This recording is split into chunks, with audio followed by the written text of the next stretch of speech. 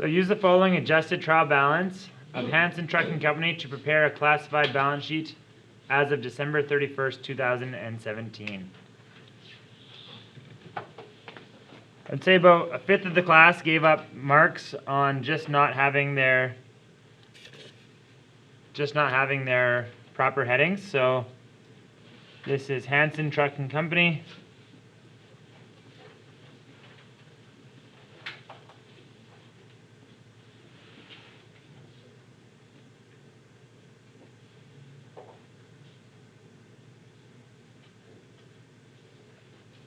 It's a classified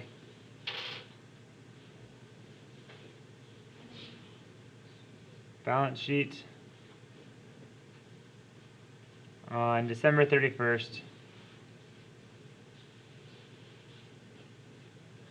2017.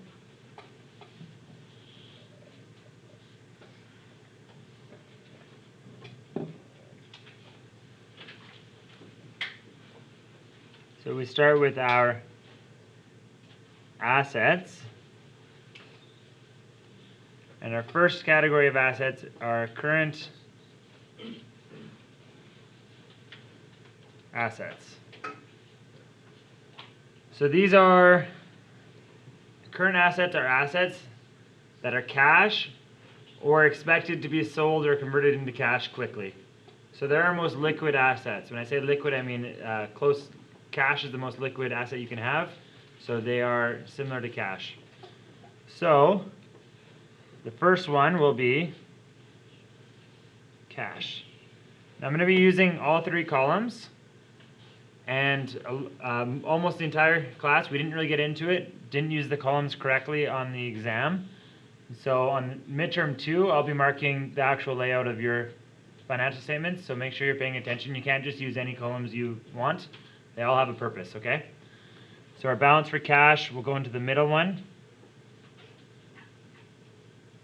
So our total column is on the right, our account total is in the middle, and if we have any calculations it goes on the left, and that will be used for accumulated depreciation. Would accounts receivable be a current asset? Is it expected to be converted into cash? Yes, in the short term. Because we will be collecting our bills for cash.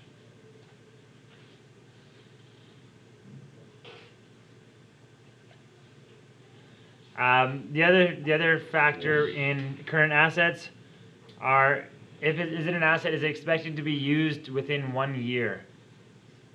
So if it's expected to be used within 1 year, it's a current asset. So do we expect to use our office supplies within 1 year? Yes, we do.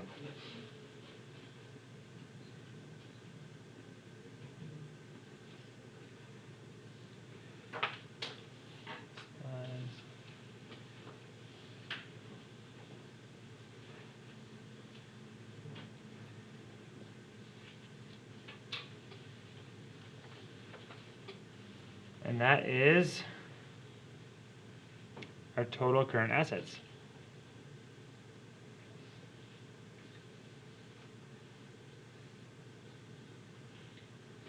Now, I'm putting a section here for total, a line. I'm going to add it up. If you chose just to put a line underneath these three and put the total to the right, that is also fine. Either way is correct. So you can put a line and write the answer to the right without using this total. That will show us that you've just added these up. Or you can put a line in here. Either one is fine. And I'm just doing the math as I go, so if people want to check it, that is great with me.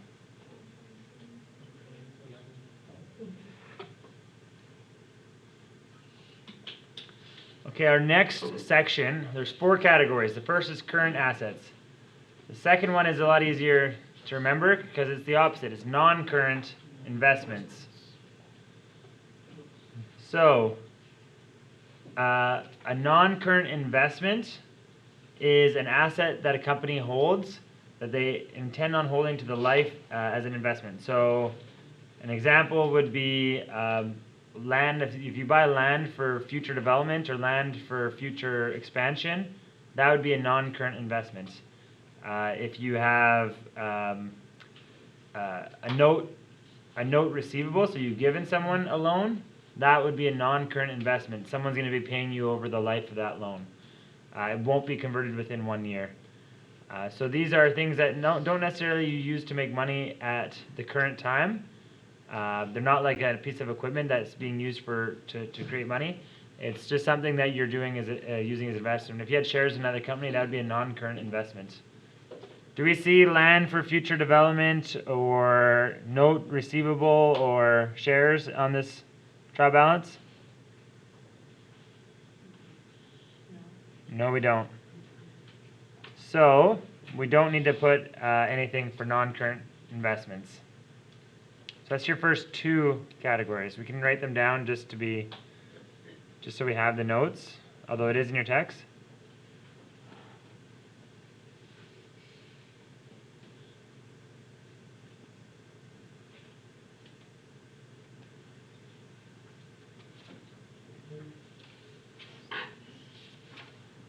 The third one will be property, plant, and equipment.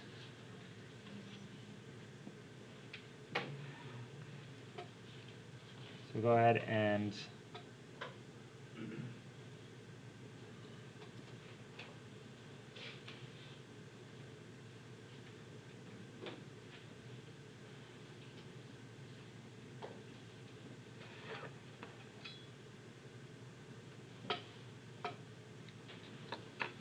so our property, plant, and equipment is assets that the company owns that are used beyond 1 year. So again, if it's within 1 year, like office supplies, it's a current asset. They're used beyond 1 year to help sell products or service, generate revenue. So examples would be equipment, machinery, vehicles, land, buildings, hardware. Any of these types of things would be property, plant, and equipment. Now, these are not intended to be sold, so it's not like inventory, right? So inventory is intended to be sold. So if you're a car dealership, you don't have a huge property, plant, and equipment section. You would have a huge current assets because those vehicles would be intended to be sold, particularly within 1 year. So what do we have for property, plant, and equipment? We've got trucks. Now, I want you to follow the exactly how I do this because you'll lose marks on the exam if you don't do it the same way. So trucks, it has so we have it for 170,000. It has a contra asset account, the accumulated depreciation. So again, accumulated depreciation, as you know, is how we expense assets over a period of time, right? Because they're not all expensed when we purchase them. So the value, this 170,000 is the purchase price. Is the purchase price of the trucks, and our accumulated depreciation is how much we've expensed. So how much they've depreciated in value. So our total is actually going to be this less this. So if you put accumulated depreciation in any other section of the balance sheet, you will lose marks. So this first column is our calculation column. So it's 170,000 for the trucks less accumulated depreciation trucks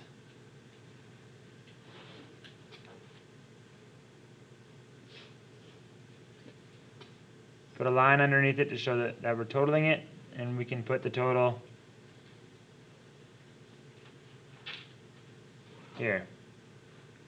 So again, this is our calculation column, our subtotal column, our count total column, and our total column. Now I've kind of briefly talked about it. We did in adjustments. Accumulated depreciation is a contra asset, meaning it does the opposite of an asset, but it still lives in the asset section of the balance sheet. So when I say it does the opposite, it's got a credit balance. That's why we're lessing it from the total. So it's got a credit balance, but it still belongs in the asset section. All right, it's similar to withdrawals, right? It lives in the equity section, but it has a debit balance.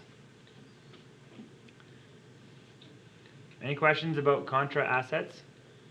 We'll introduce more. We'll introduce contra revenues as we go next week, actually. The next one. Do we have any other property, plant, and equipment? Land. It's for $275,000.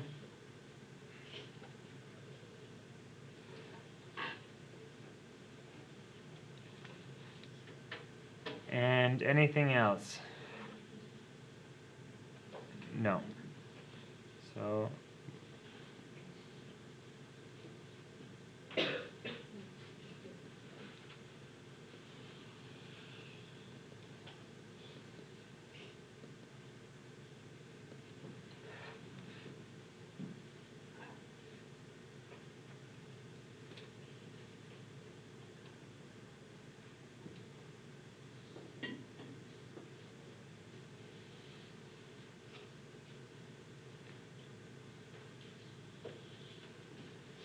now our fourth category of assets are intangible assets. You can write that down as well. Again, this is in your textbook, but if you just want to be sure. Intangible means you can't see it, right? So if someone says you have a lot of, intangibles, it means things, skills, things like that you can't see. So in terms of a company, they lack physical form, but they still have a value. So if you buy into a franchise, your franchise purchase price, so when you sell that business, that business doesn't need to resend the franchise fee. That initial franchise fee is an intangible asset, has value. When you create a patent, you can use that patent for 20 years to help generate revenue, so it's not an expense, it's an asset. But you can't actually, you can sell the patent, but there's nothing to actually give somebody. You just give them this intangible asset. So patents, franchise fees would be examples. Trademarks, copyrights, they are all privileges or rights that you can't see, that have no physical form. Do we see any of those types of accounts here in this trial balance? No, so we don't need to include it. So that's our 4 categories of assets. In this example, we've used 2. So we can go ahead and get our total assets.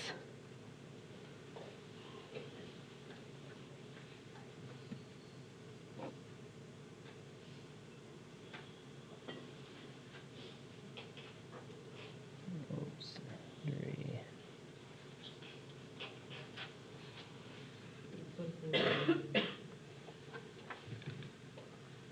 Oh, that's 444. Yeah, my bad.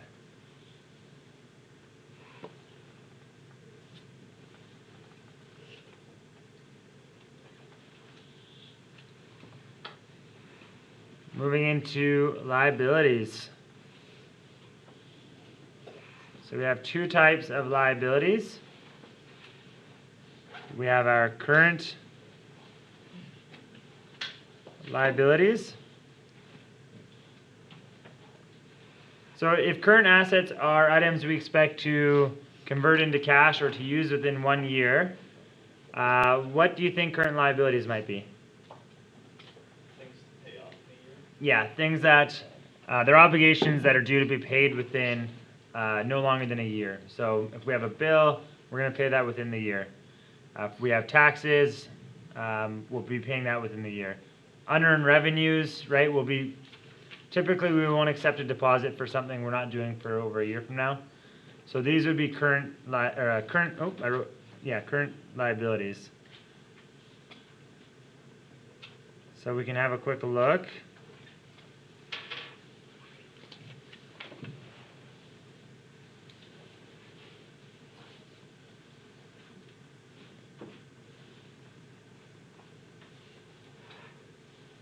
Sorry.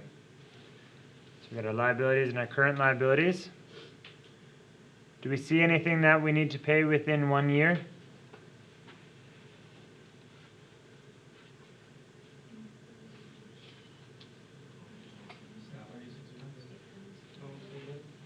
Accounts payable.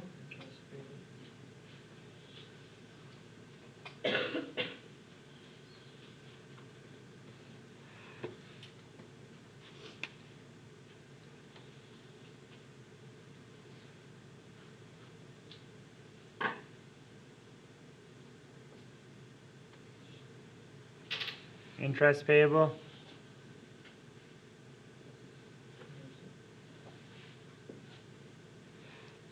So just ask yourself, will this be paid off within the year? How about long-term note payable due in 4 years? No. So we can get our total.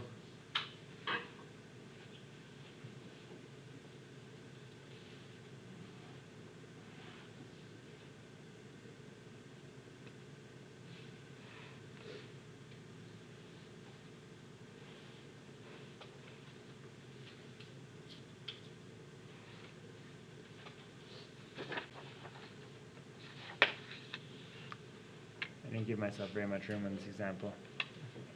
The second type of category for liabilities would be, again, simple to remember, non-current liabilities.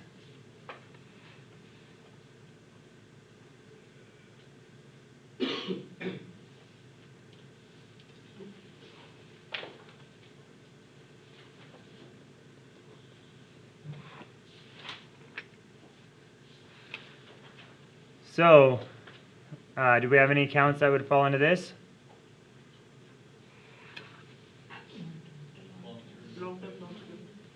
Yeah, so our long-term notes payable, right? This will be paid off. Yeah, again, it's the opposite of current liabilities. So these are due beyond 1 year.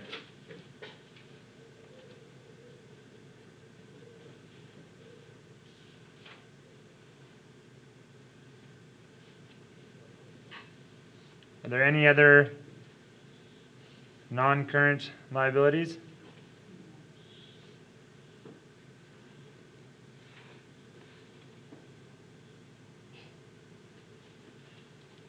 No, so we can just put this right into the total column. It's our only one. That's for 152,000.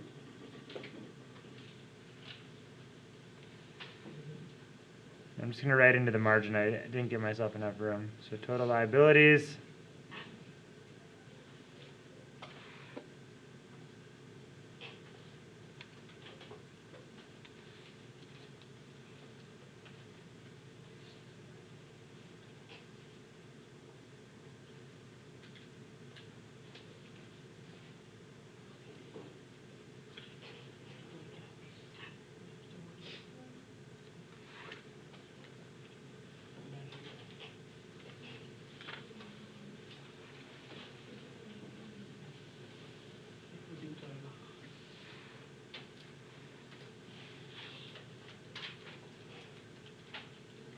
Now, our equity is 168,000. No, sorry. 206,200. If I add 206,200 to 183,400, do I balance?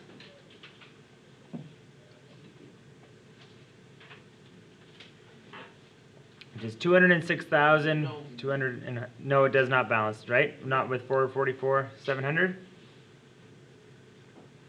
So does anyone know what we need to do to balance? Close the expense. Yeah. We need to close them, exactly. So it doesn't tell us to do our closing entries, but I've added a little section here so we can do our closing entries. And then we can determine our new capital account. So this is on December 31st, 2017.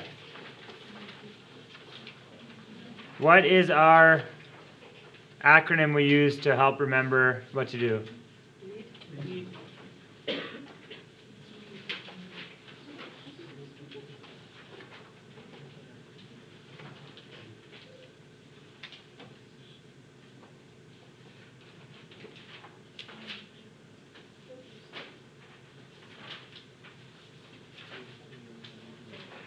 Again, make sure you just write it on your exam. If you just write this out, it'll be a lot easier for you to just follow the steps.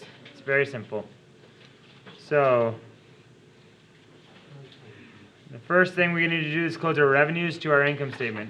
How many revenue accounts do we have? One. 1. And what is it, a debit or credit balance? Credit, So how do we close it? maybe that. We need to debit it. So that's trucking revenue for 168,000. So we can debit our trucking revenue for 168,000. What do we credit?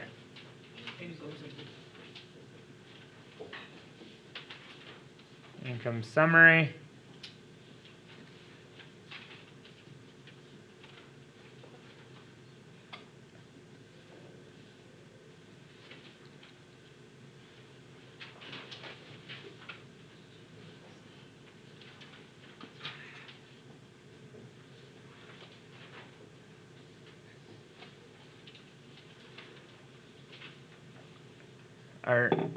So we've closed the R.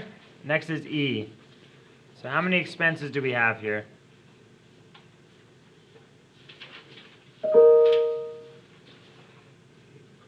There's 4 expenses. And what are the balances for them? It's debit, so how can we make them 0? How can we close them? Credit them. Right, so what are we going to debit? Income summary. So I don't know the total yet, so I'll just put in income summary and we'll come back to that amount. And we have depreciation expense trucks.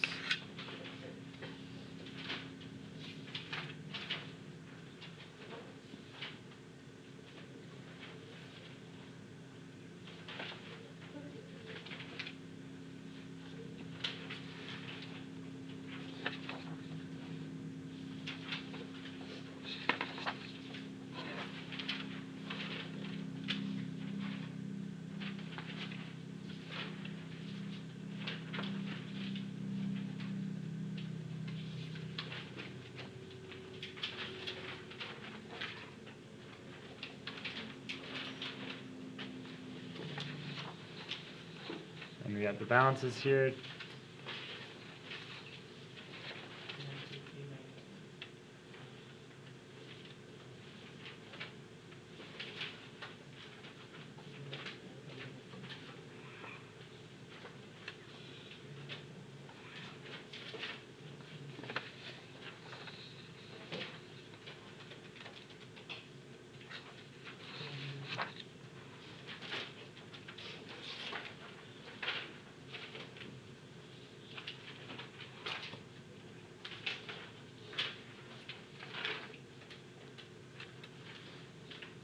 And does anyone know the total for this, sorry?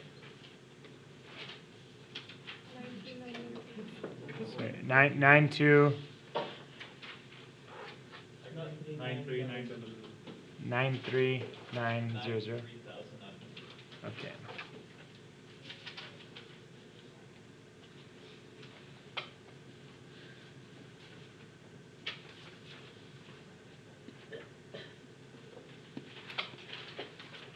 So we've now closed our expense accounts. I'm sorry, I do that.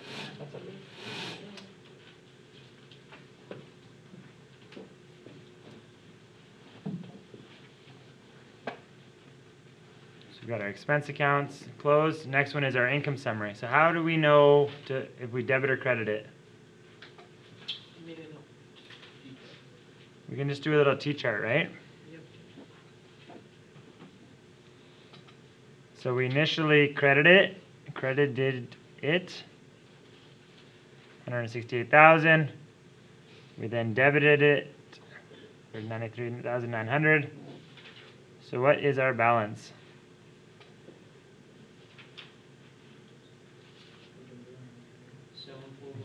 $74,100.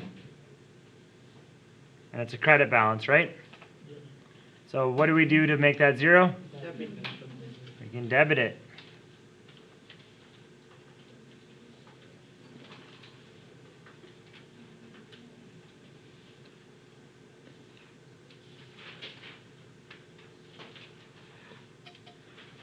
And what are we going to credit?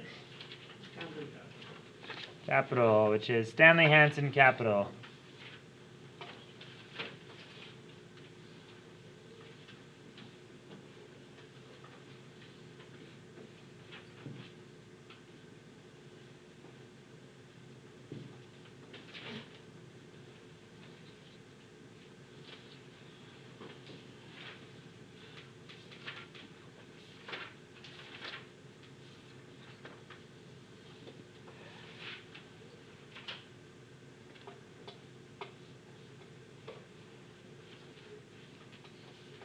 And so we've now completed REI, and what's the last one we need to do? Withdrawals. Currently we have a 19,000 debit balance, so what do we need to do to balance that to zero? Credit. Credit it for 19,000.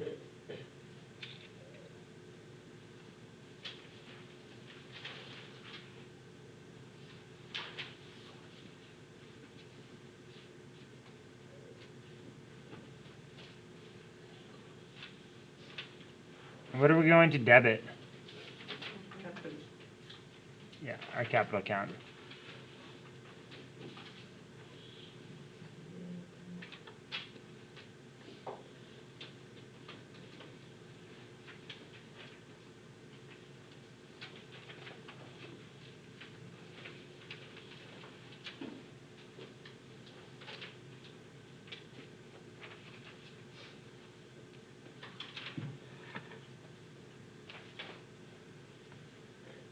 So we've closed our accounts, but we still need to do what?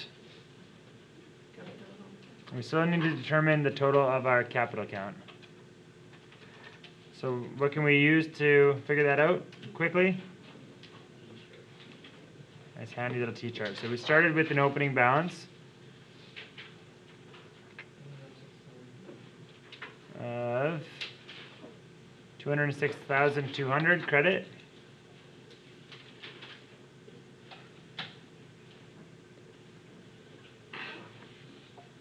It would also be totally fine if you did a statement of changes in equity, if you prefer that. So we then credited 74,100, and then we debited 19,000.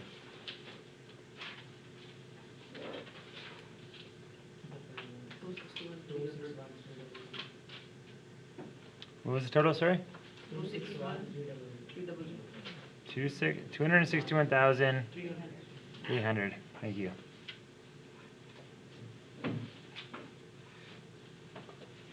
So we go back to our classified balance sheet. We enter Stanley Hansen Capital. And we have $261,300. And we add these up, we get for total